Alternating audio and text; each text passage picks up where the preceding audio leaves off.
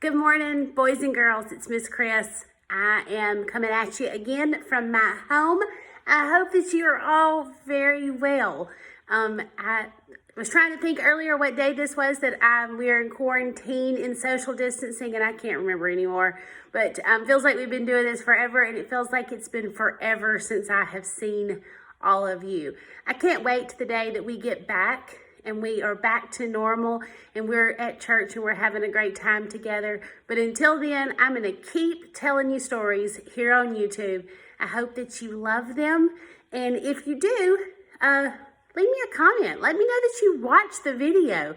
It's fun for Mrs Kris to be able to see who was here and who was watching our videos. But today's story is going to be a little different. I'm not going to read directly from a book like I've been doing. I'm going to read to you some scripture that came to my mind this week as we have been doing our social distance thing.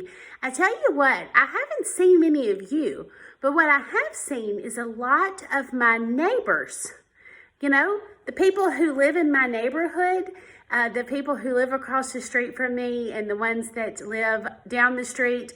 We've been out, we've been about, we've been walking the dogs, we've been doing lots of things, and just thinking about how thankful I am for our neighbors and the people that I can wave to them when I see them walking by and say, how are you? And excited to see somebody else that doesn't live in my house. Even from a distance, it's nice to see them.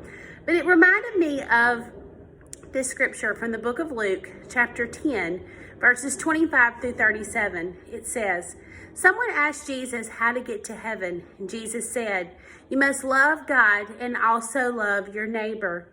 Then the man asked, but who is my neighbor? So Jesus told a story.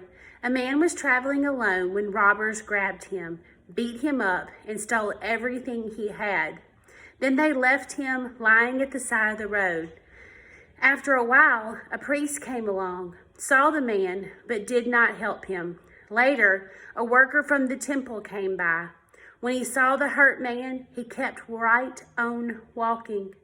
Finally, a Samaritan, a person that nobody liked, came down the road. When he saw the beaten man, he felt sorry for him. The Samaritan comforted the man. Then he lifted him onto his donkey and took him into town. Then he bought food and medicine to help the man get better. Jesus asked, who was a good neighbor? The person who heard the story said, it was the Samaritan, because he was helpful and kind. That's right, Jesus said. You should try to be just like him. You know, sometimes we think of the neighbors that we have or the people who live down our street or live across the street from us. But Jesus teaches us that anyone who needs help or kindness is our neighbor, and we should love them and we should take care of them just like we would if they were a part of our family. When we take the time to look around, we'll see lots of people are hurting. Lots of people need a friend or help in some way. And when we do those things, we're being a good neighbor. So this week I want you to think about, who is my neighbor? Not just the people that I've seen a lot lately riding bicycles or walking their dogs, but who is my neighbor at school that needs a friend? Or who is my neighbor in the neighborhood who people are mean to?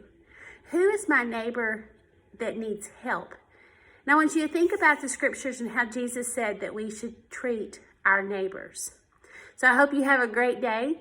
I hope you are all well. If there's anything I can do for you, let me know, and I'll be glad to help out because you guys are my neighbors, and Mrs Kris loves you. Have a great day, and I'll see you soon.